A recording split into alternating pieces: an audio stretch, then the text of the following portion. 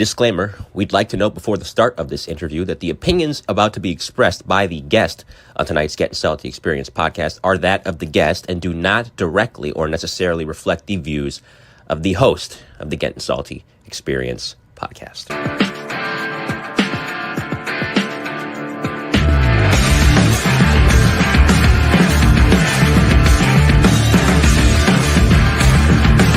Put the fucking fire out!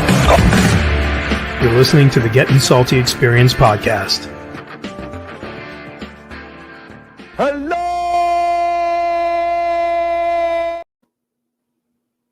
And away. Did it work, Gonzo? Yeah, fucking was fucking spot on. Good for you. You tried something new in the beginning. Operator error. We just went back crossing his fingers. I don't know if it's gonna work. I knew that training 43 would come in handy. Well, you know. Training 43 to Coral Springs over. Would you like the supersized meal, or would you like? So for everybody in the pre-show before we had Mikey Cologne, and all of a sudden Mikey, he doesn't even talk about cops anymore. He was a big cop guy now. All he talks about is places burning and everything. Yeah, right. Burning hot. Burning? Oh, who's burning? Hartford's burning. I'm like, did you just say Hartford's the box burning? coming in the box. Yeah. So like we have car 12 and car 2 and car 3 and the FDNY, whatever, for the big chief. So Mike says, hey Guns, what's your call sign for your, So, my designation. So Gonzo goes, yeah, I'm training 43 without even blinking an eye. I'm like, wow, Gonzo, that sounds really salty. Yeah. Training 43. So what did you say, Coops? Training 43 to who? Training 43 to the quartermaster. Over. I don't have my sound effects. I'd be like, you do you have any XLs? Guns is going live without the sound effects board tonight. Yeah, so he's got to do it all by mouth. Big summer freaking blowout. Stupid system software update screwed up my computer. Big summer blowout. Big summer blowout. Well, hey, really quick before you go, we got a new member in there who just looks like he just signed up, Mr. Brett. You're the man, Brett. We also had another one earlier, Mr. WMR004. Piling on. Dude, you won't be. We won't let you down, bro. We just put up the. Matter of fact, for this show, right? We got the Fire Patrol. We just posted the Fire Patrol documentary, and I got one on Hooks coming out. There we go. Taking a little shot at Procaccini. You know what? I was gonna break Procaccini's balls because he said to me last time, I really got to sign up. All kidding around. I'm like, yeah, okay. Anyway, he came down to Hartford. There was a little mini show with the guys from Capital City, and he came down with his little cooler. Him and I sat there. We'll have the little Asian boys running the booth. Me and Mr. Procaccini sat there like gentlemen, drinking, talking about fire stories with guys that came along. So I can't break his balls tonight. He doesn't like talking about fire, Procaccini, does he? Wow. No. Oh, he loves it, bro. Come on. He don't stop. Come on. Yeah. That guy lives it. He lives somehow, some way. I always get a picture of his old lady out of it. I don't know how it happens, but yeah. What? He's proud of him, and he should be. He could be called Training 43. No, he didn't call me, bro. We could have asked Mike. Hey, Mike, you going? No. Nope. That's still one of my favorite things ever. Yeah. All right, let's get the commercial because tonight's an important show, bro. Because we feel like just like we did with Danny Noonan with the telephone company, right? When they didn't get their props, we're gonna try to get this over the finish line somehow, man. Because Keith Roma deserves to be amongst the 343. So we're going to do what we can. I don't know who we got to call, but we'll send the whole audience dialing the number. You know what I'm saying, Ruff? We're going to push it over the edge. Do something. Something, for Let's sure. let's play our commercials so we can get it. I'm going to play the one you represent. What's the one you represent again? Let me Tactile? What is it? You're the top salesman now. I am. You just got your award the other day. All right, here we go. The President's Club. The Salty. The great Salty Wall. All right, here we go. Firehouse floors take a beating. Rigs rolling in, gear drop down, chemicals and spills every single day. That's why departments nationwide are choosing ArmorTough. ArmorTough epoxy floors are built for fire stations. Slip resistant, chemical resistant, easy to clean, and tough enough to handle anything the job throws at them. It's more than just a floor. It's a safer, sharper, and more professional foundation for your house. And here's the bonus. Armor Tough is an authorized dealer for Groves, so if gear racks, PPE extractors, or dryers are what you're after, you'll find them here. Heavy discounts apply for Gettin' Salty listeners, so install an Armor Tough floor and get Groves products at dealer cost. Armor Tough, built for firefighters, built to last. There you go. You don't got to play the other one tonight. I'll fill you in on it later. Just play the membership really quick. Okay, here we go. Looking to take your love for the fire service to the next level? Then join the Gettin' Salty Experience YouTube Premium Membership Club, where the stories burn hotter and the history runs deeper. As a member, you'll unlock exclusive content you won't find anywhere else, from History with Hashhagen, where we dive into legendary FDNY fires and the men who fought them, to feature-length documentaries spotlighting the rich and gritty history of the FDNY, told the way only Gettin' Salty can. You'll also get early access to special interviews, behind-the-scenes content, and members-only perks designed with our most loyal followers in mind. Joining is easy. Just hit that join button right in our YouTube channel and become part of the Brotherhood. Support the show, celebrate the job, get and stay salty. Wonderful. He's smooth. Smooth, like silk. Smooth. All right, bro. We're gonna have to make up the cheers. So yes, you and I'll do it when Ruffy brings in Arnie. All right. Okay. Go ahead, Ruff. All right, coming to the stage, Arnie Roma, Fire Patrolman.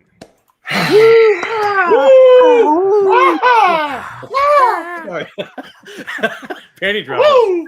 That was terrible. I didn't really need so bad. So bad. There, right? Hurry up, work on those. Sorry, work Arnie. on the sound effects. Sorry. I thought I had a great sound effect for you. I couldn't get it up and working. My apologies. I couldn't get it up and working. That sounds like a personal problem, bro. I knew it. I just you and your old lady, all right? We throw that shit right up there. Was it? Lob it right up. I batted it right out. Yep. Let's get patriotic, and then we're gonna dive into Arnie. Copy that. Literally. Here we go. I pledge allegiance to the flag of the United States of America, and to the republic for which it stands, one nation, under God, indivisible, with liberty and justice for all.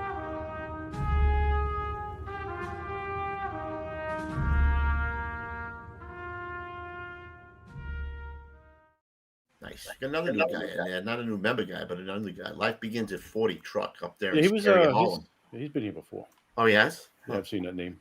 All right, there we go. All right, Arnie, let's talk about you first before we start talking about your son, because I know you had a career in the NYPD. You were also in the Fire Patrol yourself, so and also a volunteer for 50 years. Is that what you said? Yeah, 52, about 52 years. Yeah, just a few years. It's only a few. Just a couple, right? A couple, 2 tree. Well, where did you start out in your? Where did you grow up? First of all, what part of the city are you from? I'm born in Manhattan and grew up in Staten Island. And before the Guinea Gangplank? Oh yeah, we were there before. We were a couple of years before. Yeah. And nice place. Still now it's crazy. You go back there now. Speed cameras and red light cameras and all over the place, right? All over the place. It's terrible what the politicians did. So what you had to do before they built the Verrazanos, what, you took a ferry over there? Yeah, you had to take the ferry. I remember when I first got on the patrol even. But the bridge was up then, but I used to do it anyway because I think the ferry was a nickel. That much? It was a nickel. And the bridge, I think, was 50 cents, and that was a lot of money then. Yeah. So you grew up basically in Staten Island, right? Yeah, I was probably around second, third grade when we got here. And where were you volley on Staten Island then? Yeah, Richmond Engine. I don't know if you guys probably know, but there's still 2 volunteer fire companies that New York City recognizes. Right. We had a show on the ones that are still around in the city. Yeah, and thank God because I was, as you guys know, I was in the collapse, and we. All of a sudden, I was in the hospital for a few days, and I got a bill for like, I don't know, $80,000. So thank God they're still covered by New York City. So the bill was all picked up by them. Thank God. So yeah, there's 2 left. Them and there's one in Travis. They're called Oceanic. And what year did you get on the volleys? Oh, I was like 17. That's What where I made you do first that? started. I'm sorry? What made you do that? I was always a buff. I grew up in Firehouse. I used to pedal my bicycle to the Firehouse and, Ladder 81, still remember them. And you know how guys will invite you in and then you get a little closer and a little closer and they kind of, accept you a little bit. And I started that way. And then Back then, though, it was a rural area there, right? It was all brush fires, 99% brush fires. Yeah. Wasn't too built up back then, I would No, imagine. no, it was nice then. That's before the hot corner was hot, Ruffy. You know what I'm saying over there? They called it the cool curve back Cool then. curve, right? They were good fire. I know you're talking. That was a good firehouse. What, the hot corner? Yeah. Yeah. I knew a lieutenant there, an old timer. He's long past now. And he used to own a bleach route. He delivered bleach to your house. Bleach? Yeah. Like the milkman bleach? Like the milkman with bleach. He was a lieutenant. He was a fireman in that firehouse, and he would always invite me up. And it was an old American LaFrance truck. He sat on no roof, nothing. And we had a ball. I was probably maybe 17 then, 18. So what year are we talking about? I don't want to give away your age, but probably 68-ish, 69, 1969. 69. Because I went on the patrol in 1972. How did you hear about the patrol? Just like buffs, everybody, the buffs talking, and you hear like, well, a couple of firemen told me you should take the test. A lot of guys come on here from there. Right. It was a tough test. It was a college aptitude test. And I was never in college. I went to high school. I barely got through. So it was a tough test. And you know how like 30, 40,000 show up to take the test now? We had 3 guys showed up. 3 guys? A whole 3 guys. Yeah, and they had 1 opening. So I don't know if he felt sorry for me because he said I passed the test. I said I didn't pass number 1, but he said I did. So I think he felt sorry for me, and he hired me pretty quick. How many patrols were there back then? 3. We had 3 down to 3. Yeah, it was down at 3. I went to the village, Greenwich Village, Patrol 2. What street was that on? West 3rd in the West Village between Sullivan and Thompson. Great house. It was like you're in the middle of Times Square every night. Wow. Really? Yeah, we go in with 33 and 9 all the time. And what the Bowery Boys. How many FDNY guys were in that house then? I was going to say, yeah. Probably easily a quarter. Really? Yeah, easily. It was that many guys. We had guys from all over. We had, unfortunately, a lot of them have passed away, and a lot of them because of 9/11. Right. But we had a guy. I worked with a guy. He retired a lieutenant or a captain in Port Authority Police, and a lot of guys were on PD. A lot of guys were on transit when they left the patrol. But it was a real good job. I enjoyed it. It was you could make it as busy as you wanted. When you guys called us, we would have to go. We changed heads, so you guys loved when we showed up because you didn't have to get soaking wet. Yeah. I remember changing that. I remember doing that. And we pumped water out of elevator shafts. Whatever we rode in with 20 truck a lot.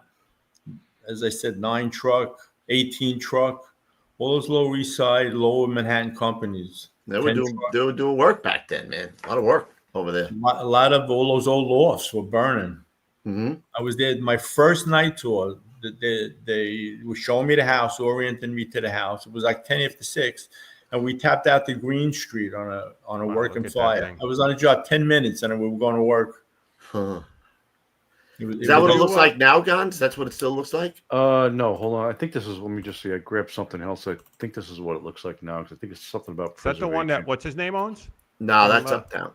This is what it looks like now, I think. There's something, there was I'm not sure if 100% if they kept the name on here, but this is what I found. It looked different, obviously, from this photo. Wow.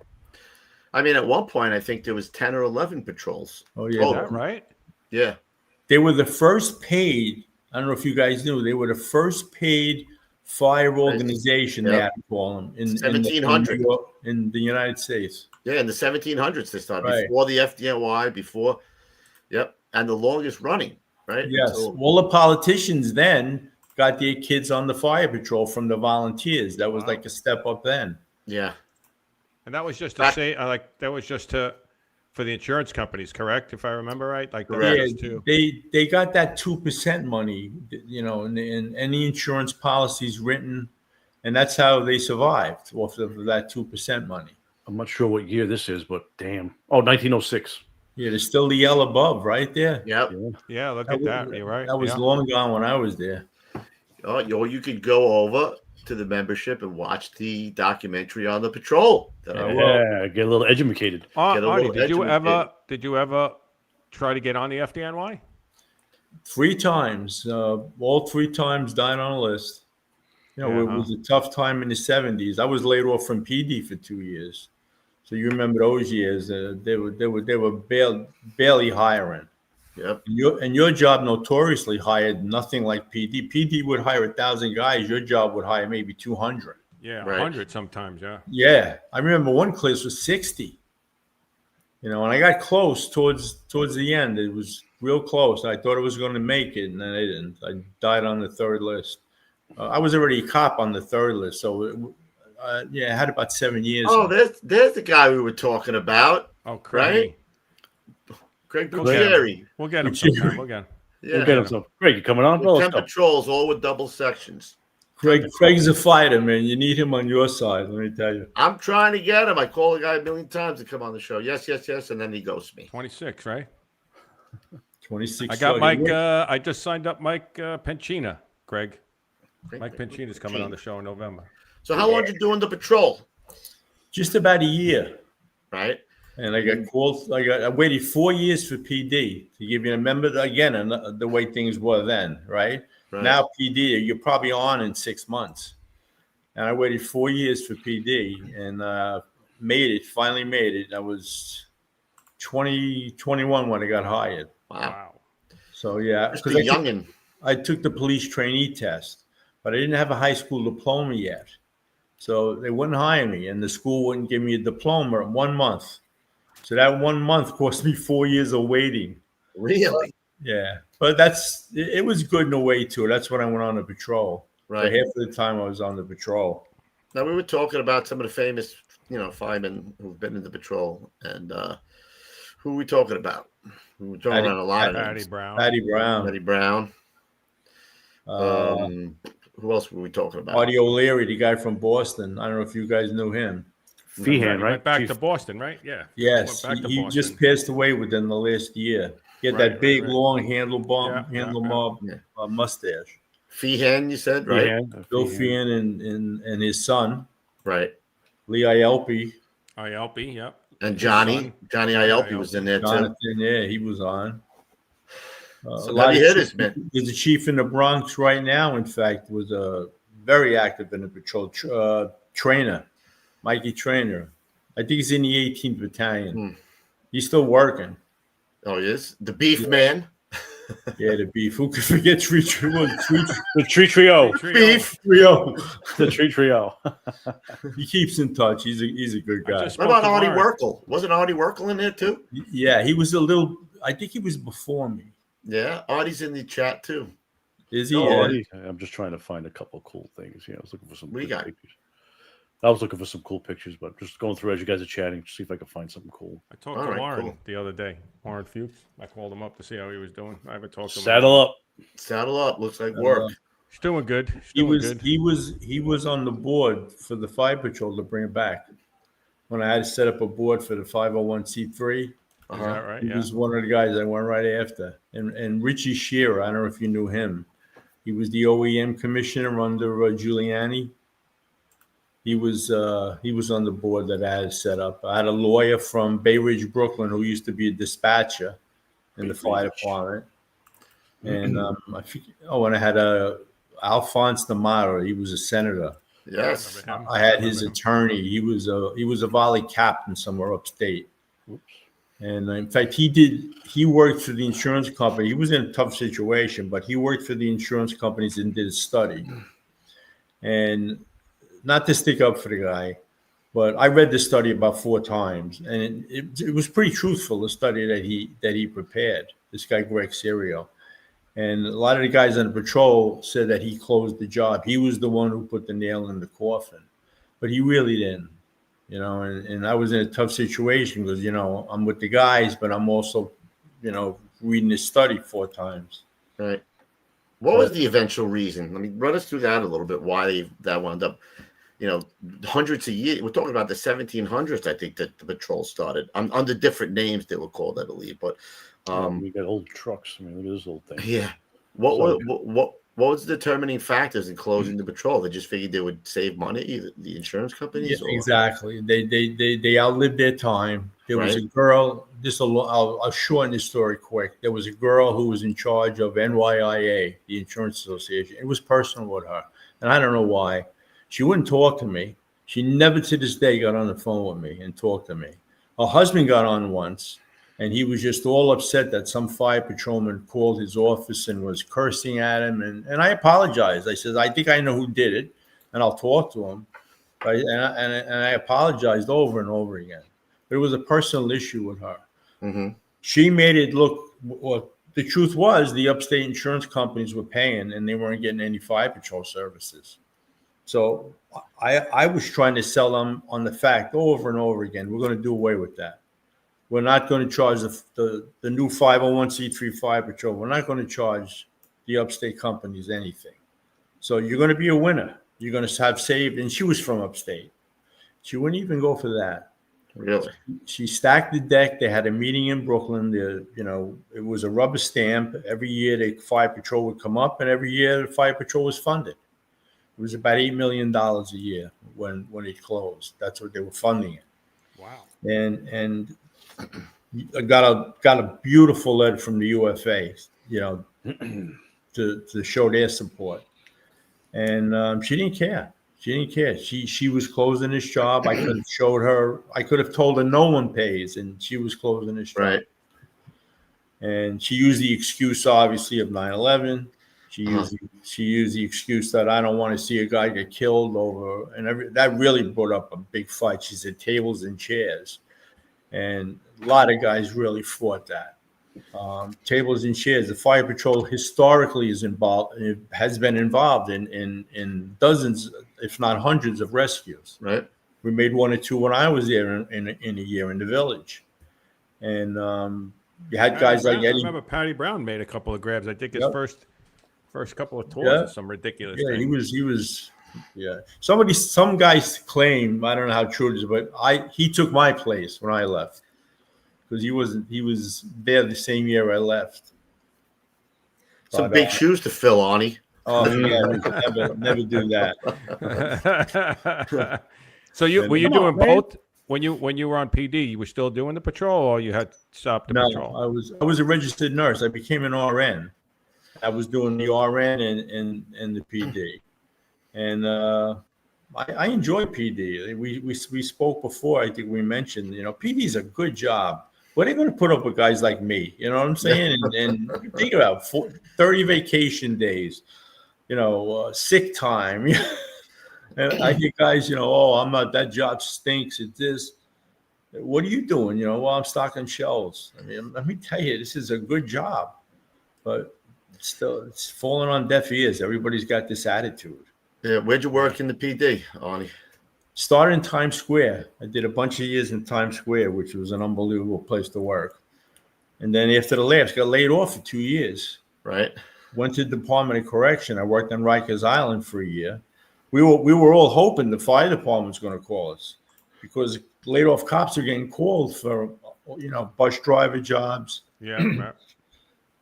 Transit jobs, inside transit jobs. There was a bunch of jobs. The DA's investigator, and which is where I eventually wound up. Never got on the fire department. Never called us.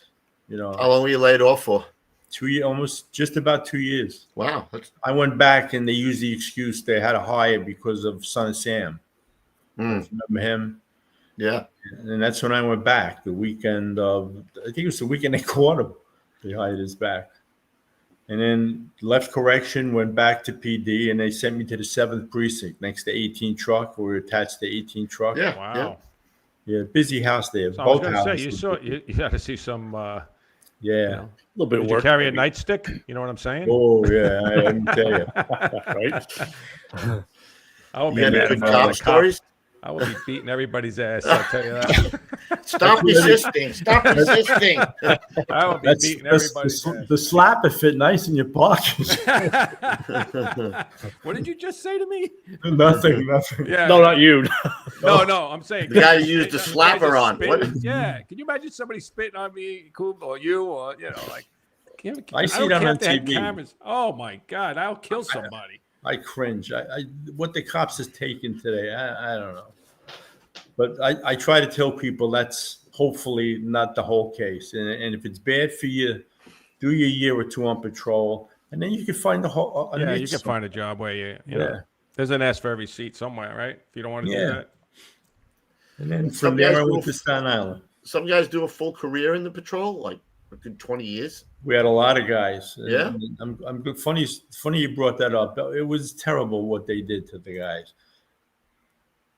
They made what's the word? Not compensation, but they figured out how much money you could have made, and they came up with a figure, and they gave it to you as a severance package. That's what it was. And guys that with pensions, there was a lot of guys close, and they wouldn't budge. You know, to give them the pensions, they made them wait and do the same thing. Wow. And my worry today also is, and nobody really thinks about it. What about these guys? A lot of them are dying now from 9/11 illnesses. Yeah. You don't even hear about it. You know, no one's even talking about it. So, in fact, maybe I was thinking about touching base. It's funny with Bucieri, because if anybody would know who to go to, it would be him. Well, maybe if he comes on the show, Booch, you know, we can talk about it. Come on, man. Come on, man. See, you don't have the sound effects. Big summer blowout. Big summer blowout. Here it is. They got treated terribly. The guys that were left, they got treated terribly by the insurance companies. You hate to get into things, but I saw Sal Casano down there every day. Every day he would come down, which I thought was nice of him. But he wouldn't do jack for me. Let me tell you. I shouldn't say that. I apologize for that. He took the roll call of honor, all 32 guys, and he put it in the rock somewhere. I haven't seen it, but it's guys that tell me, no, it's in the rock. It's in a nice place. You know what? I go down there every so often. I'll take a picture of it and send it to you. Yeah, thank you. Yeah. He other than that, though, he would just keep saying, keep fighting me. And to this night, I keep saying, was he giving me a message, or was he just trying to get rid of me? Because I kept fighting. I called everybody and anybody that would listen, and I spoke to them, and I would meet them, and I would travel and find them. And, you know, UFA supported us. Thank God they belonged to the IAFF, because we would have, after 9/11, we would have really been out in the woods, you know. So thank God for that. Right. Yeah, you said something really quick. You said 32, right? Is that what you said? 32. That was the number. Yeah, right. 32. 32 patrolmen died in the line of duty. That a lot of people don't know about that. Yeah, 32 guys. Wow, And that's crazy. I didn't know that. Yeah. Ruffa, you're not watching the documentaries I put together. What are you doing? You're busy golfing. I know it. Don't worry about it. Yeah, you know. It's all good. Big summer blowout. Big summer blowout. 32. Yeah. That's a freaking crazy number right there to throw that Yeah. out. I mean, again, it's You know what it is? Most of the time, those guys, Arnie, right? If I'm not mistaken, they're mopping up, right? Or they would you would have collapses and stuff. I'm sure, right? Yeah. We stretched lines. You know, it all depends. It all depended when we got there, and basically who the chief or the engine company officer was. But I remember stretching in a lot of times. I remember we get there first, especially around Greenwich Village. If you guys were out, we'd have a can man assigned. We'd have an irons guy, and we put out a lot of stuff. But we held it off until you guys got there. Did you guys have masks and everything? You had everything? Yeah, we had masks, and for the most part, we all got along. We really did get along really well. We really did. And again, we needed each other. And we wouldn't run away when there was a lot of holes to be picked up. Guys loved it. Yeah, we'll help. We'll stay. We helped you guys take up. and you guys would come to the firehouse a lot and stop by. We'd have lunch sometimes, or we'd be invited to 33 and 9. 20 Truck was another place treated as well. They were always inviting us when, after you pick up here, come, we're having lunch. And sometimes we did. Right. Was there anybody that you bumped heads with, if you will, in the job, or was everybody was welcoming across the board? I'm sorry, you broke up. You said, were they pretty much welcoming across the board? You didn't run into any shitheads, for lack of a better term of describing, but everybody got along great that you encountered? In the 70s, let me tell you guys, PD, it was crazy. I don't have to tell you guys. It was crazy. When I became a cop, it was exactly. and it was just amazing how we all relied on each other. There was blocks sometimes you guys wouldn't get in.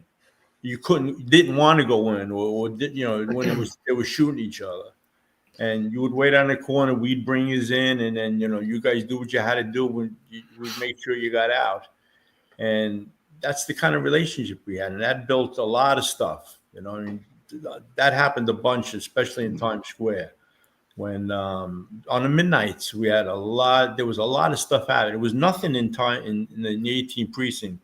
You'd be in a sector car, you make a right turn, there's a body laying in the street. In the heart of Times Square. It was just amazing. But Richmond Engine was a tough. Now I heard that's all gone.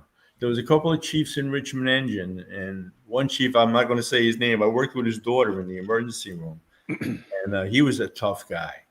And he said, he used to see me, and he thought I don't know what he thought I was, but he used to scream at me. And he'd say, Arnie, Roma, get out. Get your guys and get out. We said, no problem. So we would do what he said. They had a powwow, and nothing came of it. The deputy was there. We had our boss was there, and nothing really happened.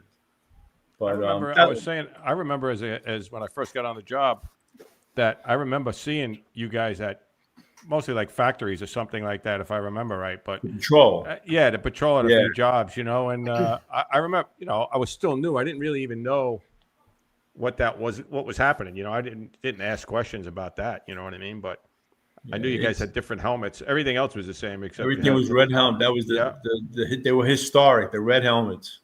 I still have my original one home. I still have it. Yeah. No, there's no liner in it or nothing. It's just a leather helmet. It's amazing. Ruff, I was going to say to you before, you were talking about you had no idea that 32 guys died. But, when you sit back and think about it, you guys were going there after how many thousands of gallons of water were dumped into the building after it was under a fire load. And you guys are in there probably at one of the most dangerous points. Times. Right? No doubt. Yeah. And it's always most of the time, I would imagine. It was, again, like I just said, it was mostly factories and crap. They had the overhangs and the marquees and all that crap all the time. There was always some shit going on. And like you said, back then they just poured water, and I could see it happening. Especially all those years, 200 years. The commercial buildings, like you're talking about, you're describing, they got priority with the patrol, and for obvious reasons. Plus, we were always trying to think, well, this place has 100 people working here, and they're not coming back to work unless all this water was out of here. And then you had the problem of mold and all that stuff, and they didn't know much about it then. So these people were basically done for that worked in these factories. Bush Terminal, there was times we lived there. We were there for days in Bush Terminal in Brooklyn. If it wasn't fire, it was a broken pipe or a broken head, our busiest time was historically, January and February. It's funny that, not that guys wanted to, but that was 2 months that even if you wanted to go skiing or something, you couldn't get a vacation in January, February. We were so busy. I think in its heyday, in the Fire Patrol heyday, they might have had 2 pieces on the road. That's why I get so angry when I think about what they did. How they treated the people, how they got rid of people, and then they turn around and they sell the properties. They knew we had the 501c3, and they wouldn't even save an axe for us, and it was terrible. And they had, hate to say it, but they had the politicians. I'll tell you a quick story. We passed the bill in the Senate, as I said, that we were going. job was coming back. It had literally an hour to go, the assembly. And we had enough votes in the assembly. I was getting congratulatory phone calls. You got the job back. You got the job back. And I was getting a little happy now. Guys in the Senate are calling me, so they got to know. And the bottom line was, I guess I can mention his name. He's not here to defend himself, but Sheldon Silver was the head of the, basically the assembly. I don't know what his title was. And within like moments to go, he pulled a bill off the floor. So within 10 minutes, these phone calls turned from everybody being happy to everybody crying. So I spoke to his secretary a few times, and she gave me just a little bit of information. And you got to think, and you'd have to be stupid not to think that this NYIA is the one who cashed in probably a major favor. Why would you pull a bill off the floor that had the votes to pass? Right. It wasn't a poisonous bill. There was nobody going to get hurt by it. It was not going to cost taxpayers anything. Why would you pull a bill off the floor? Why would they do that if they knew if it wasn't costing the taxpayers any money? Exactly. So you can imagine what my household was like that night. We went from coming back to starting to plan. Like in my head, I'm already planning things, and getting a call 10 minutes later saying that he pulled the bill. So I said, "What does that mean?" They said, "Well, it means you're going to have to wait till next year until the assembly comes back to try it again." And that was the end of that. Wow. We tried about 3 times, and the same thing would happen all 3 times. It would pass the Senate. Senator Lanza, he sponsored the bill, passed the Senate, flew through, and it would get to the assembly and just go away. So, God, this is where you need your sound effects. All those properties are gone, Arnie. Sold all the buildings. All the properties are gone. Number 3 is a Montessori school. Number 2, I believe, is a restaurant in Manhattan in the 30-something street. And number 2 is Anderson Cooper's. Anderson Cooper, right. So I get very, very bitter over how they treated the guys. I really do. You have a right to. Yeah, and I was a cop when they closed. In 2006, I believe it was. 2006. I was finished at PD already, and we had guys really hurting. Yeah. And the latest thing I'm thinking of now is these guys, and I can name a handful right off the top. Keith's godfather was he was a career fire patrolman, Frank Lennon, hell of a nice guy. He was the chauffeur at the end. He passed away from 9/11 related illness, and I don't think the family got anything. You know what I mean? They didn't even get news that he passed away somewhere. I see those commercials all the time. Can't those guys register for the 9/11 medical monitoring and stuff? I guess they can. Yeah, I just hope they did. You know what I'm saying? Because some of them, Frank Lennon didn't. He passed away before it all happened. So I know I spoke to his wife way back, and I know he didn't apply for anything. So when you were working there, Arnie, was it like a firehouse atmosphere? You guys. Yeah, it was just like you. We learned from you guys. Right. Oh, I was going to say, what's your favorite prank? Or whatever. little, glass of it. That was classic, man. Sorry. That was great, bro. Who was that said that? The last guy? Yeah. Carpenter. Carpenter. Yeah, that was great.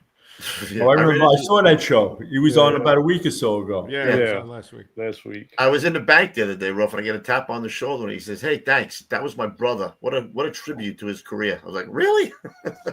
Yeah. You never know where the Getting Salty guy and fans are, bro. They're everywhere. So let's get into Keith a little bit, Arnie. So I guess he was following in Dad's footsteps, and he wanted to be a fireman. He thought that he would go through the patrol to be a fireman, or what was his plans? I guess he had I guess. Whoa! Look at that! Was that Elvis Presley? Sorry, I was like, "Oh shit!" What a difference, right? Man, sorry, I didn't want to go away without sharing that real quick. He got the Huckapoo shirt working, the chops, everything nice. Got the formal white gloves on there, bro. Wow. I must have been going to a funeral, coming back or something from a funeral. Probably, right. Because if you see, I got the mourning band on my shield. I see it. I see Oh, that. there you go. Yeah. Yeah, that's seven. That had to be 70, around 1977-ish, I guess. Wow. 77, yeah. Looks like Roofy's drapes back there. Yeah, I think I have that fake tree in my office here. You do. You do. Well, God bless you. God bless you. God bless you. That's a good pick. Yeah. Oh, and this is a great picture. The guy driving the rig is the guy I just told you about, Frank Lennon, and he's Keith's godfather. Wow. Wow. Amazing. How old is? I'm assuming this was Keith. How old is he here? I'm thinking about 5-ish. Oh, Yeah, 5. So he was I always asked my into it? wife. I asked my wife. I'm sorry. No, go ahead. I'm sorry. Oh, I asked my wife, and she told me. I forgot already. I'm looking at the snowsuit. I remember those one-piece snowsuits from back in the day. Did he always wanted to, like from an early age, you could tell he wanted to be involved with the fire department? Yeah, he wasn't a buff. You know, my father was he Dr. Archer. I don't know if you know Dr. Archer, the name. Yeah. He was the first fire department doctor, I think. And my father used to work. As a kid, he used to like clean up the roof for him in the building he owned. So my father got to be a little bit of a buff because he would take him to the firehouse a lot. From the Archer Medal you're talking about. That's the Archer Medal? Yeah, Dr. Yes. Archer. Yeah. Dr. Archer. And he lived in Manhattan on the west side. We're from 90th Street. So you know, my father was a bit of a buff. He passed it on to me, but Keith wasn't really. You know, he was interested. He wanted to be. You know, he wanted to be a cop. I think in the beginning more than fireman. And one of our own, if you know what I mean, one of our own failed him for the vision test. Huh. So I had to get he had the surgery, and that took a while. It took about 6 months. And then a friend of mine in the 120 was going to hire him for the cadets. And then he didn't have the second surgery. So I pleaded with the guy from the investigations unit. I said, call me on my personal phone, call the desk lieutenant. He's going to vouch for me. But everybody at that point was afraid. This was probably, I don't know. It was probably in the 90s, early 90s. Everybody was afraid of everybody. So I said, call the house number. You know it's a police department facility, and you know he's going to identify. He's a lieutenant. And the guy wouldn't do it. The guy wouldn't do it. And if he would have passed him for the one eye that was failing, who knows? None of this would have probably happened. Right. You know, so I'll never forgive him. I mean, he knows who he is, and you're going to have to live with it. Yeah. No. So did he have to take a test for the patrol at that point, or how did he get into the patrol? Yeah, it was a college aptitude test. I thought it was. I think I told you before. I thought it was pretty hard. Yeah. And Chief Lynch, God rest his soul, nice guy, big Irish guy, and he called the three of us in for an interview, and he said, "All right, you know, we'll see. There's one opening now, and we'll see what happens." We have a list. So I said, "Well, 3 guys, I got to be number 3, right?" Yeah. So I said, "I got a half-ass shot," and I was the first one hired. So I honestly think he felt sorry for me. You know what I'm saying? He says, "There's a guy. He's got 2 kids or 1 kid at the time." What about Keith? Did he take the same exam, or was it a different way to get on? No, same exam. They gave a test, and he waited a little bit, but he didn't wait too long. About a year or so. Right. And then he went to the same firehouse I did. And in fact, he slept in the same bunk I did. Wow. That's crazy. He said it's probably the same mattress, too. And what year did he get on? He got on. He would have had 5 years in January. So what's that, about 86, I guess? 96. Because he would have had 5 years in January. He went on right after January 1st. Right. So it would have been 1996 then. Yeah, so 96 he went on. There he is. So he wasn't looking to go to the FDNY? He wanted to go. Oh, yeah, he was. He was. He loved the patrol, let me tell you. I mean, you know, but he wasn't stupid. He knew, you know, the FDNY was more money, obviously, and it was a better job. But he loved the patrol. He loved going to work. He'd stay over. He did well. Funny story. All the motorcycle guys in the village, there was about 20 of them showed up at Keith's wake. And long story short, they grabbed me, and these guys were all 250-pound guys, you know what I mean? They could squash me. And they were all hugging me and everything and saying Keith was a good boy. Keith was a bartender on his days off in Greenwich Village. So they all hugged me, and they were all in my ear. They were whispering, "Don't worry about his bar tips." So I said, "That was We're all forgiven." Oh yeah, I'd hate to have these guys after you. Let me tell you. That's funny.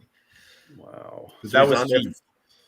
What's that? That was Keith. I said, that was Keith. You know, running up a bar tab, having everybody like running in and out. And he 10 bar till 4 in the morning, 5 in the morning. You get to the firehouse. He'd walk to the firehouse, go to sleep, and he'd make sure at 8 o'clock somebody woke him up. The life of a bachelor, Ruff. Yeah. I was going to say he was Keith. still a kid. He was still young, huh? I can't hear you, Ruff. How old was he? Yeah, because he had to be. Went on 30s? 30. Well, no, it was early. Yeah, no, you're right. Probably around 30. He was around 30. Yeah. So you want to walk us through that story of that day? Yeah, that was an unbelievable day. He called the phone and he said, "Let me talk to Dad." And I got on the phone. I had done a emergency room shift till 3 in the morning the night before, so I was still in bed. And he said, "Let me talk to Dad." And I got on the phone. He said, "Dad, get down. They're going to need everybody." He said, "Plane just hit the towers, the World Trade Center."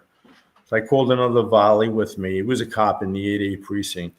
And we called the dispatchers. Thank God we called the dispatchers, because you got to be later on, as you guys know what I'm talking about. You got to be, what proof do you have that you were there? You want us, city, you want us to pay this $50,000 bill.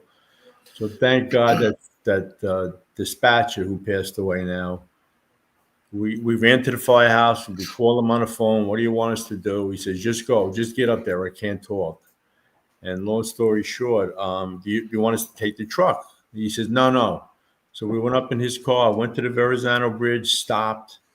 Everybody was gathering. Here comes Rescue 5 through the toll booths with their second piece. It looked like the PD, we used to call it a bread truck. I don't know what you guys. Yeah, it's a bread truck. Second piece. Yeah, bread truck. And we just pulled out and went right behind him. And Triborough Bridge lost total control. You had all off-duty guys in their cars just storming the gates. So we were the first car behind. Andre Fletcher was driving. And at one point, we pulled right alongside of him on the BQE.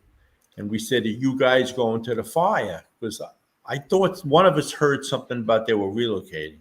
Mm-hmm. And it didn't happen. He said, "No, we're going to the fire." I said, so we got right behind him. They led us right into the fire. And what saved my life was I stayed with the cop in the 8A. Because we parked right next to rescue, and some lieutenant on your job was screaming at us to move the car, and rescue was gone already. So that decision saved my life, that I stayed with the cop from the 8A, or I would have been with Rescue 5 guys. And we were the last ones to see Rescue 5. And for a while there, a lot of the wives would come and ask me, how was my husband? Was he scared? Was he nervous? Was he happy? And, obviously you're going to watch what you say, but you know what I'm saying. You guys get happy when you're working. Same thing with cops. You get happy when you're working. And that's basically what I said, And then got out. Building fell. I got out. And then a lieutenant from 131 truck, he must have thought I was crazy until he goes, "My God, you were with me." I said, "Yeah, you didn't believe me." Because I said verbatim, word for word, what he was talking about trying to get out. And I was just lucky enough to tag on to him. And I got out. We went under a roll down gate.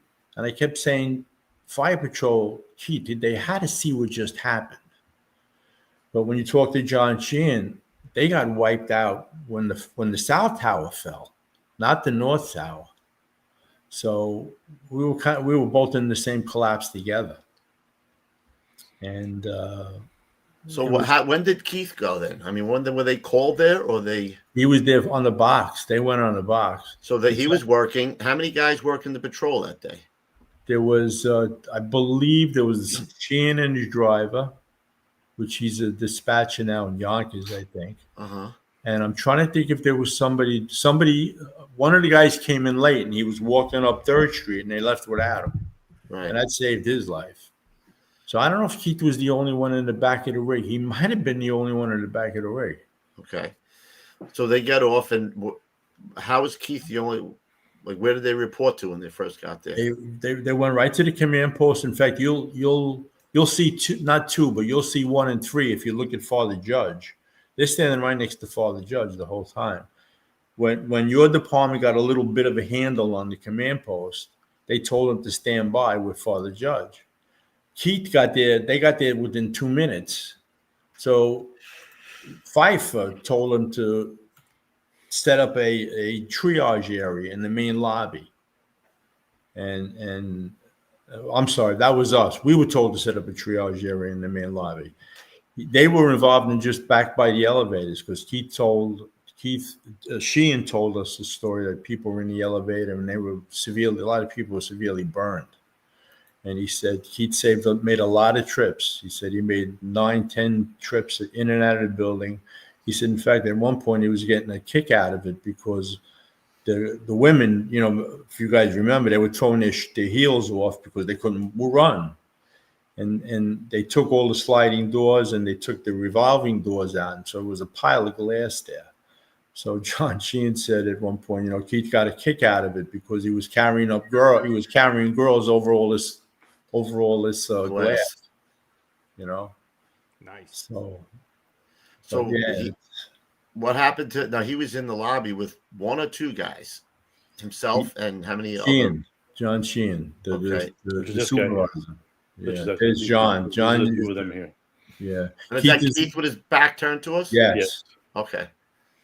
And that was when I believe they were walking to where they were told to go. I think that's where they were going there. And John said, he was putting groups together, and he was taking them out north. He was bringing them up towards Vesey Street, coming back. And you guys and I know that any one of those, it was so chaotic down there that he could have easily went and sat on a curb and said, I had enough. You know what I'm saying? Or I'm leaving or whatever. I'm going back to the rig. And he didn't. And that's the type of kid he was. He went back for more, kept going back for more. And his last group, which I think was around 9 people, and we had a witness that got out, said the red helmet. He said, I saw a guy with a red helmet. And it was a heavy woman from the Port Authority. She worked for Port Authority. And coincidentally, I was there when we found her. And he was trying to get her to go. She was like exhausted, I guess, or whatever. And he wouldn't leave without her.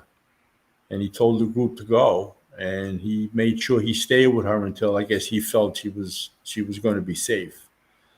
And that was a story that was amazing because we didn't know this person that told us that story. You know what I'm saying? Right. And he didn't tell us the story. He told it to a fire patrolman who told us.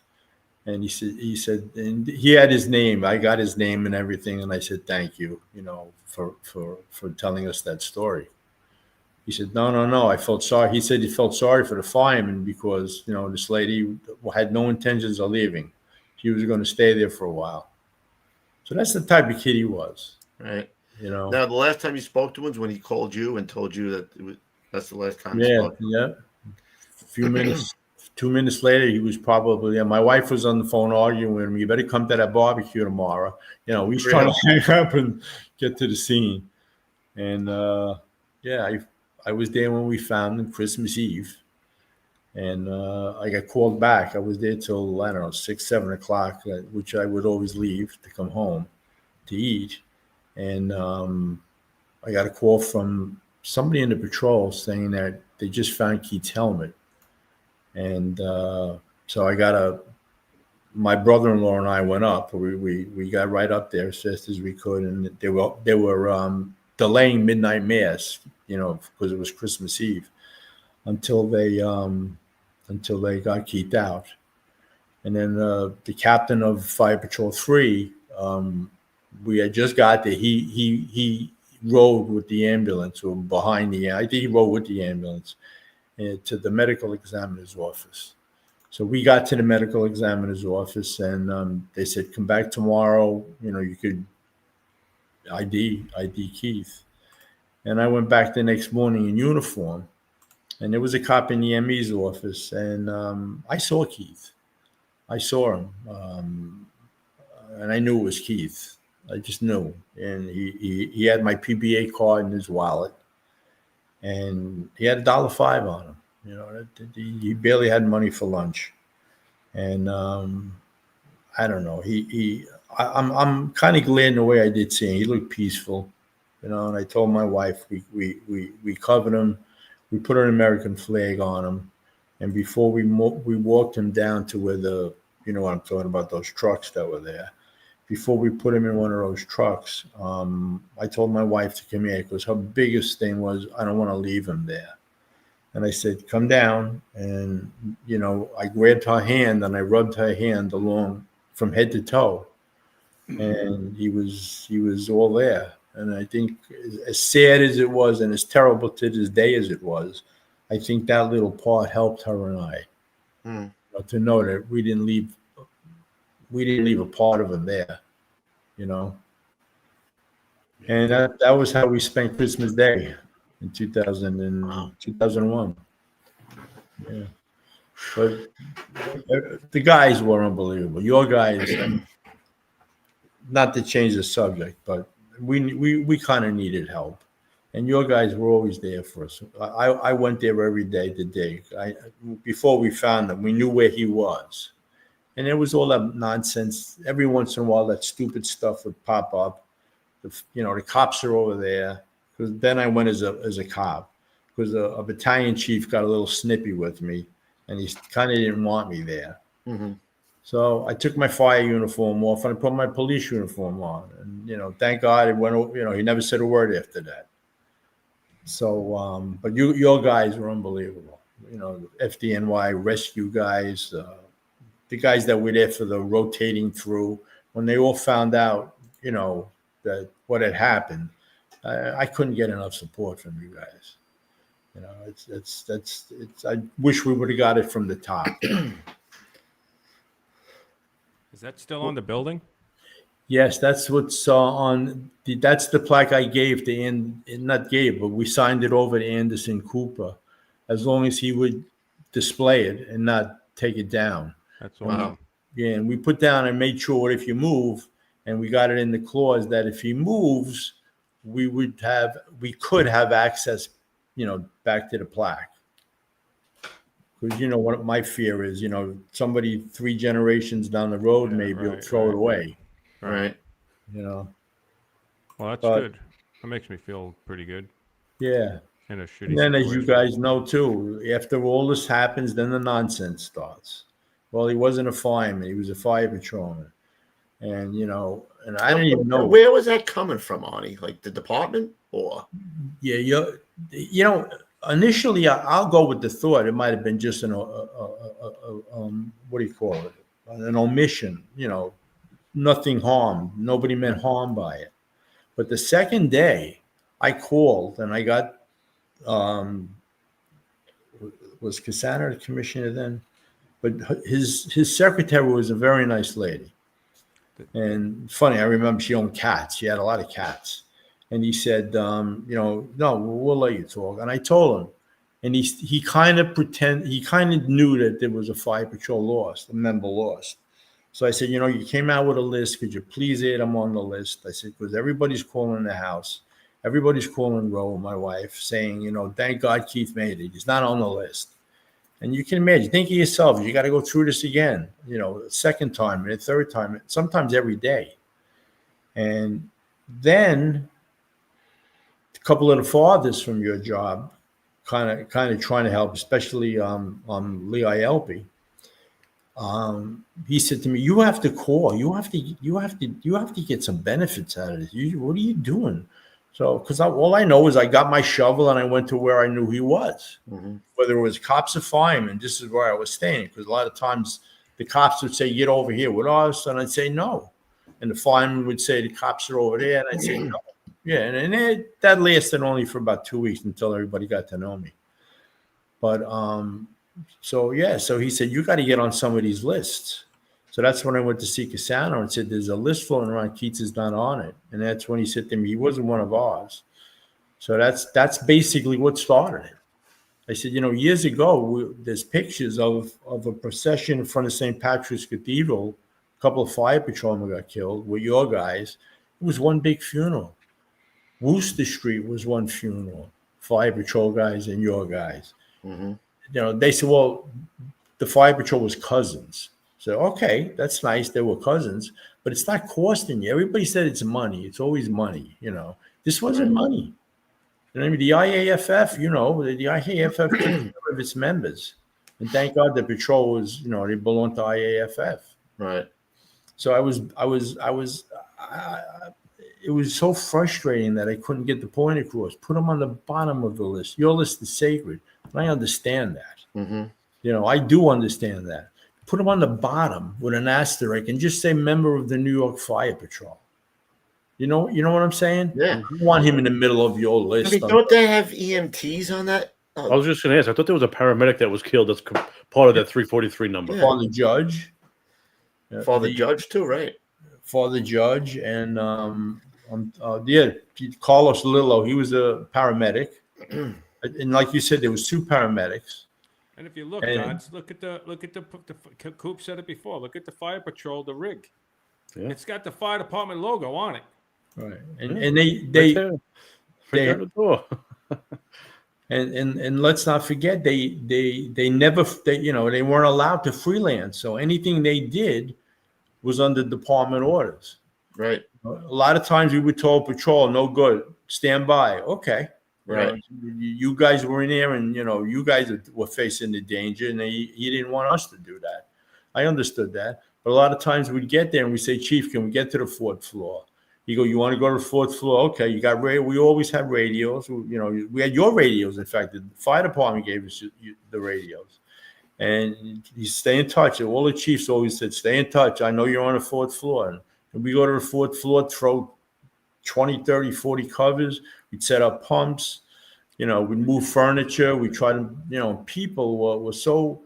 Because you guys are doing one thing, but we were trying to, help you guys out by it's not so bad. We're leaving, And do you ever go to the TV with it, the TV stations or newspapers? You ever try to get them involved? When it first happened, in fact, Amanda Farinacci, she was at our house, and she couldn't believe it.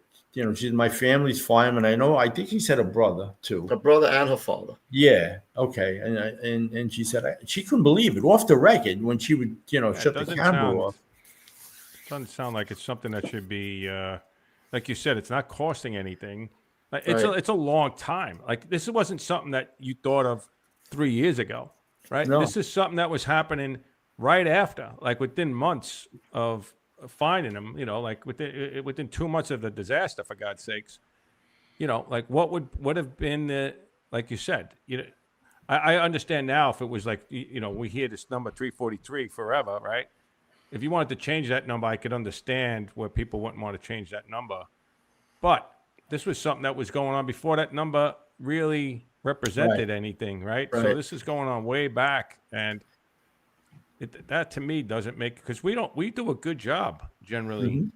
The fire department, we say never forget. What would I know? Where is he supposed to be? Exactly. He got orders. He got orders from the chief, right? I mean, he went to the committed post. I was hoping if they would have got there a little later, Pfeiffer and Hayden, because Hayden loved the fire patrol. Mm. He talked to me all the time down there. He would grab me and we would talk for a half hour every time he saw me. Sometimes I kind of I wanted to get back to digging. And again, just picture, all the things that are happening, good things for the firemen and for the policemen. And we weren't included in 3/4 of it. We weren't included in all the stair climbs, the runs. You'd see 343 and 37 Port Authority guys and 23 NYPD guys. And they go down the list and never a fire patrol. No. That's fucked up, man. So we got to take this up, Ruffy.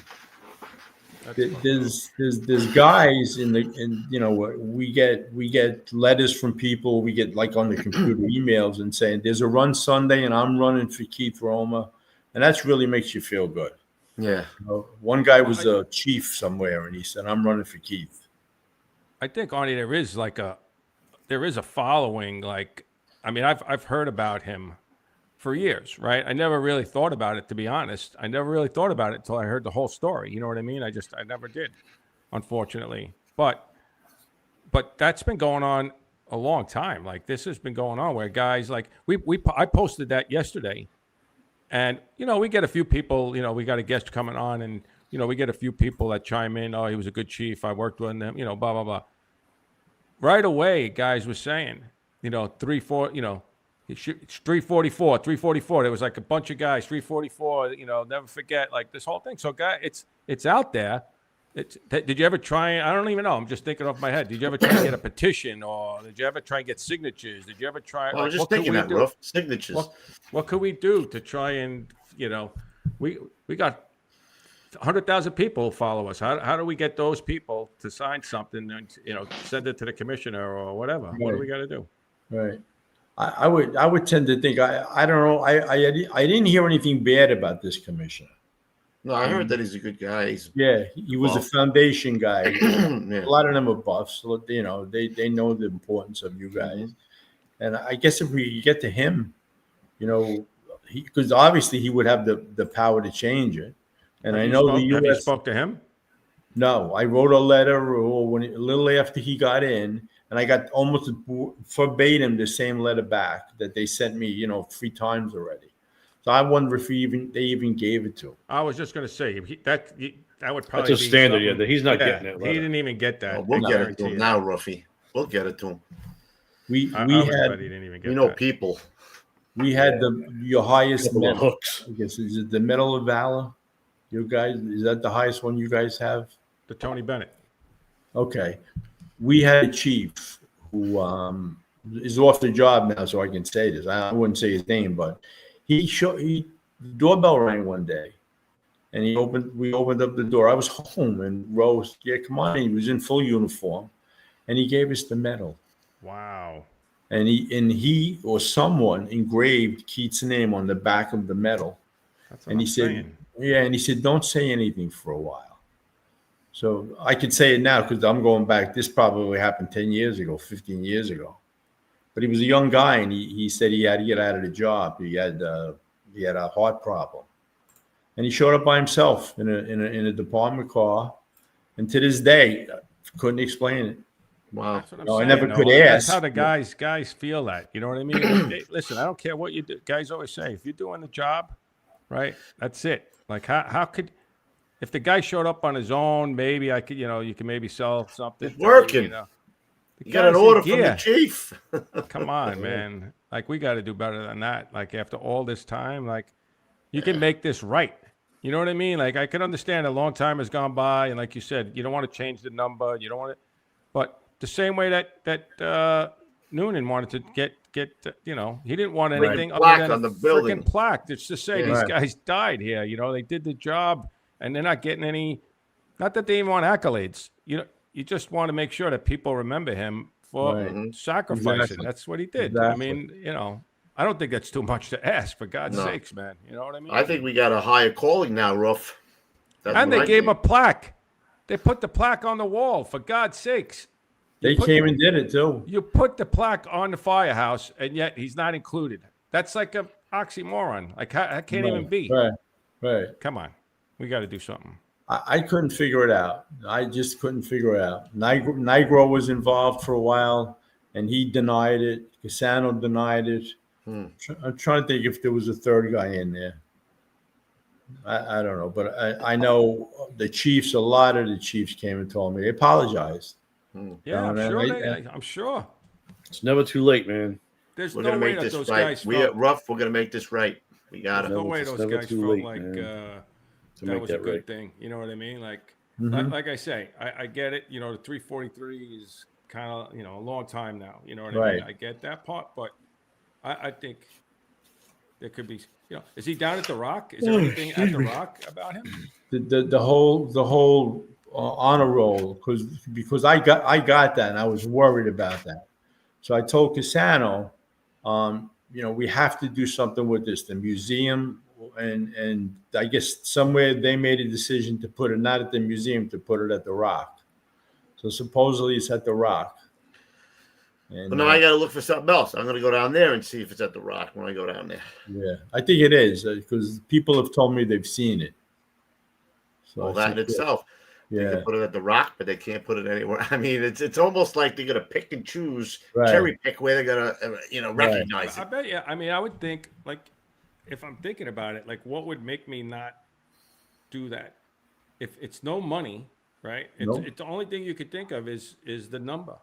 Right. What else could it be? Like, I mean, I don't know. And it was so in the beginning. It wasn't like you're saying now. Now they're entrenched. But then it was like everything was such chaos. You know what I'm saying? How they were so entrenched on the second day. Right. That's what I couldn't figure out. Like, how did you have time to think about this? The fire patrolman, you had all these other problems, bigger, on your head. You got half the fire department's missing, and you're saying fire patrol, no way. You know what I'm saying? Yeah, EMTs, yes. Fire patrol, no. I mean, who makes that decision? I don't understand. Arnie, you got to do like the guy from what the hell's his name from Shawshank Redemption. You remember he kept sending the letters until he got until he got the fucking books. Yeah. Just keep torturing him. If you what do you call it? Draft up a letter. We could send it out to the fans and say, just mail this. I don't care how many times you got to mail it. Just everybody keep mailing it. Yeah, just keep mailing it. Oh, we got to come up with something. We got to find a place to send it. What do you lose? What could I don't understand. I don't get it, man. I mean, Arnie, we're gonna get this done, Arnie. We're gonna do it. Hey, I like what Christy said. Yeah. I think it's just getting it out there. It's kind of one of those things that probably needs a little more attention. I had an idea. It came out of my head. A saying too. It's never too late. Is that what you said, Ruffy? It's not too late. I said it's not too late. It's never too late. Never too late. 3:44. Right? Ooh. Well, again, I think that's. I mean, you're talking. I don't know. I mean, I'm just thinking what I'm thinking. That's it. Well, I mean, that number 343. Could they change it? Yeah, I guess they could change it. It's not Arnie said it's entrenched. It would be hard, but it can be acknowledged going forward. It's not, there's ways to do it. It's just a simple acknowledgement. Arnie, you still feel you got the spunk? You still got it, or you're at the end of the rope? You feel like you're tired, or you're ready to go? Oh no! If I had to, I'm ready to go again. All right, ready to rock with us? Let me know. Charge. That's it, baby. He was. We gotta figure something out. We're gonna put our thinking caps on, Arnie. We're gonna see how we can get this done. Von Essen was really, he was tough. He wouldn't. Another guy wouldn't talk to me. No. So no, he wouldn't. Didn't.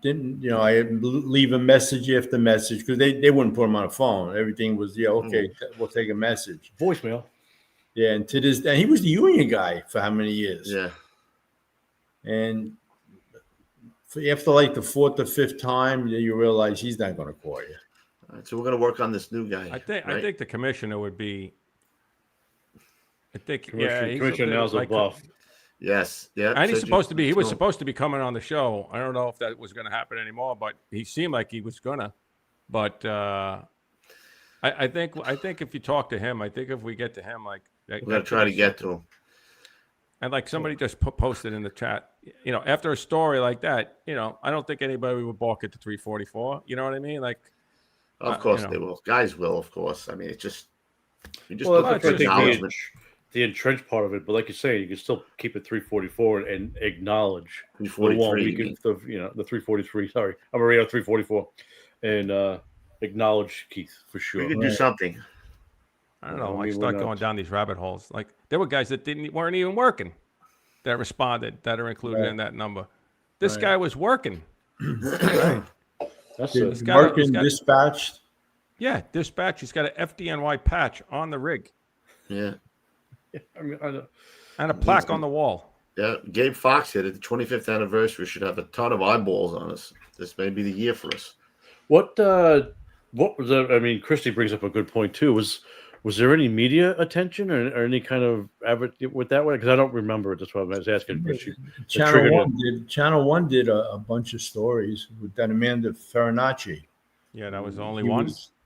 There was another one. Channel, I think it was 11.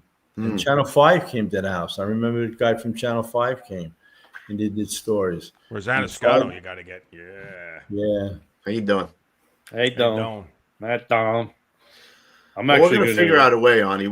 I'm going to reach out to somebody. Don't mind me for a second. I'm going to send a text message to somebody with ABC and see if I can get any traction. Your hair looks great, though, Gons. Thanks. Appreciate that. Yeah. Excellent. So now we got to put our thinking hats on. Come up with something.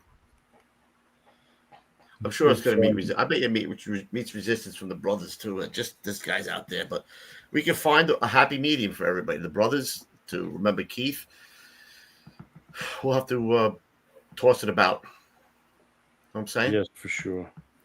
You done texting, Gonzo? No, I'm just trying to. Well, yeah, I'm gonna like Arnie said. You still include the PD. They're not on all wall or anything, but their number is included in these things, and the other guys are included. The 32 and the 12 or whatever the heck they are in that. How do they not have this guy included in the stair climbs and everything? Right? He was in the lobby. Like that doesn't make any sense. Somebody put in what is this? What do you got? Shirley.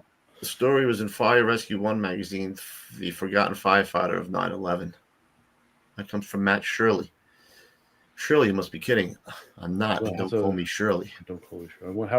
How long ago was that, Matt? I wonder how long ago. Yeah, Matt, when was that? Maybe Pete could help. Man, Pete does work at Fox 5, but we'll have to think of it. We're not going to. It's been 24 years, so we're going to take it slow and figure out the right way to do it. Right, Ruff? I know the union was very good. The UFA, if I asked for anything like a letter or a phone call, they would do it. That made my family and I it was a little help to us that at least the guys that I respected, they were with us for the most part. You know what I'm saying? Is he on the 9/11 wall down there at headquarters? Yes. They actually have, believe they have all the people who died after 9/11 too, don't they? No, that's what I'm saying. He is on that wall though, correct? No. In fact, you guys just put a whole bunch more guys on that wall. Yeah. He's not on that wall. No. I just lost a good friend. I don't know if you guys knew him, was Tommy Del Pino. Is he Italian? He was about 60. He was an 85 truck I think he started in 5 engine. What's the one on 14th Street? Is that 5? Yeah, it's the one with the doors are like this thin.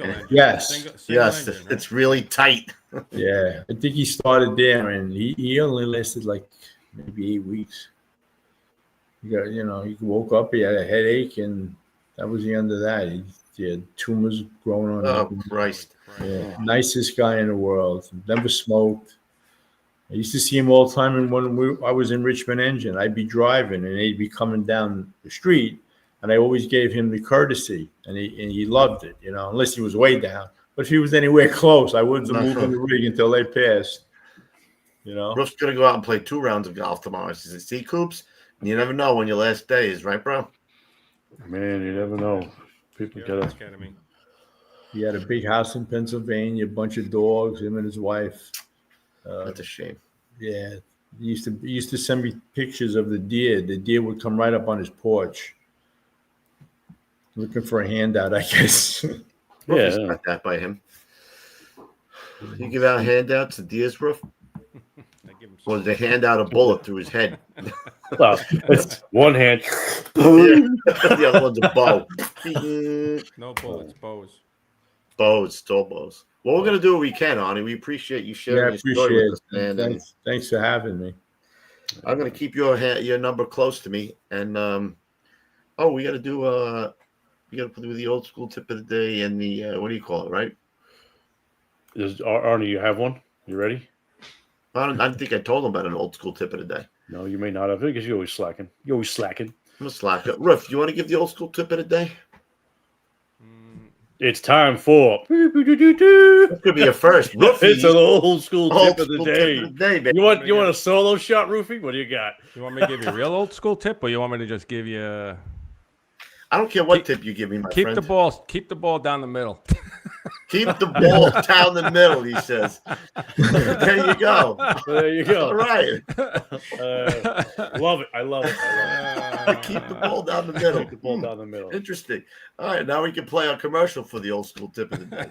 Yeah. We got Tommy from. I think this is a great idea. This business is doing pretty well with this, right, Roof? Is he doing good? Yeah, I got to call him and see if he's getting, because he's got a 15% code for the Getting Salty. So yeah. Cue that up, Gons. All right, here we go. We at the Gettin' Salty Experience are excited to announce the launch of the New York City Collectors Club, a brand new spin-off of the FD Collectors Club dedicated exclusively to New York City firehouses. Here's the deal. No more worrying about stopping by a firehouse when the crew's out on a run, and no more rolling the dice on questionable patches and coins off eBay. With this club, everything you receive is 100% authentic, straight from New York City firehouses. And the best part? A portion of every subscription goes directly to firefighter charities each month. Now, because you're a part of the Getting Salty podcast community, you'll get 50% off your first month. That means you can join for just $14.99. All you have to do is use the code Gettin' Salty at checkout. So if you're a collector looking for something real, meaningful, and straight from the source while giving back to New York City's best and bravest, the New York City Collectors Club is for you. Love it. It's a good little business he's got going there. You want the buff patches? You go right to him, bro. For sure. Right? All right, For play sure. the FRC. FRCE. Here we go. The First Responders Center for Excellence is a not-for-profit organization dedicated to protecting the lives and livelihoods of first responders. Their education and research initiatives aim to bring greater awareness and understanding the challenges to the health, safety, and well-being of firefighters, EMS personnel, and other first responders, too.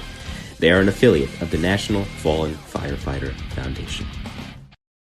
Okay, so this health and safety tip goes against every single grain in a salty firefighter's body, right? It says, there are many simple, no-cost steps firefighters can take to manage their risk of cancer, such as cleaning your helmet, especially the inside liner.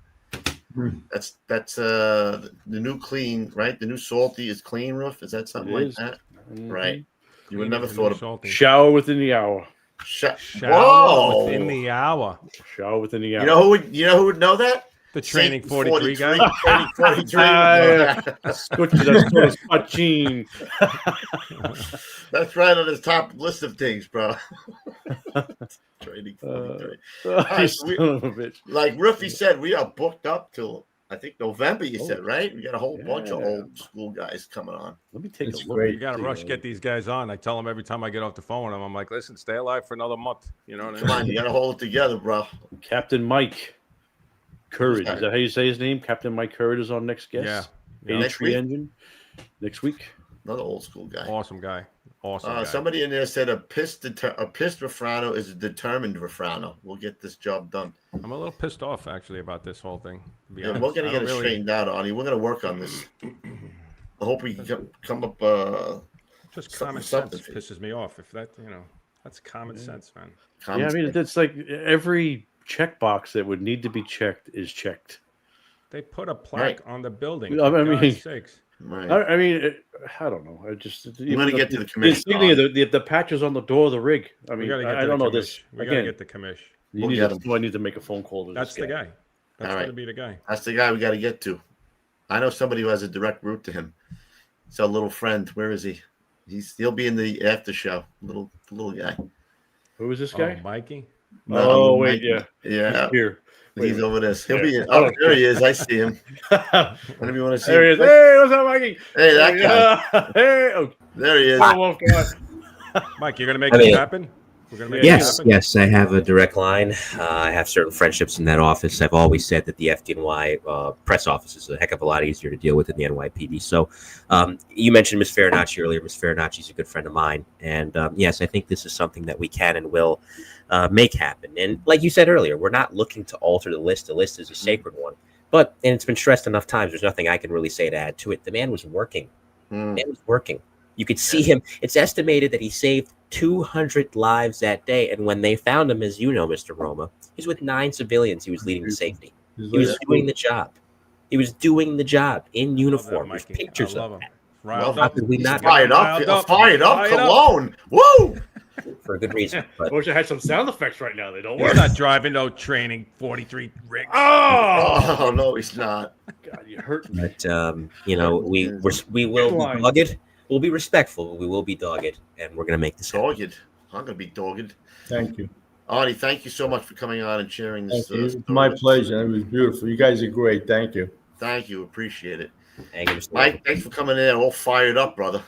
Hey, you got it. We're going to get this shit done. All right, guys. We'll see you next week. As always. Oh, you know what? I'm sorry. I am remiss. Didn't you send Gonzo something? You have another brother? Yes, I do. I almost yeah. Go ahead, Gonzo. All right. Unfortunately, another 9/11 illness. Rescue 1 Aaron Clark recently passed away. He's actually friends with a couple of my buddies down here. Unfortunately, has passed away from, I believe it was pancreatic cancer. Yeah. It is some Sunday, the 28th is the funeral Green home. Park funeral. Mm-hmm. Green Park funeral home. I think that it's going to be in St. Patrick's Cathedral, I believe. From Rescue 1. You know what? I'm going to give the 5 bells, but these 5 bells also go for Keith tonight. He deserves it too.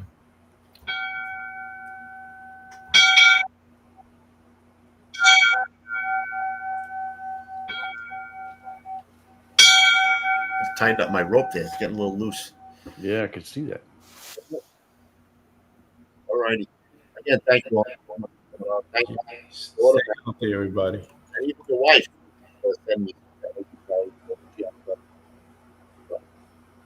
Right, guys. Stay low and go. There you are. Stay low and go. I heard you barely, but go ahead, Louis. All right. We'll see you at the big one, everybody. All right, guys. Have a good night. Remember, stay salty. Thanks again. I don't always watch podcasts, but when I do, I prefer the Gettin' Salty experience. Wow. Artie, thank you for joining us as well. Stay salty, everyone. Have a good night. Tones are dropping. Tones are dropping. Oh, Mike, I'm sorry. I almost cut you out. I'm not used to doing that. Tones are dropping. All right. All right, here we go, brother. Have a good night.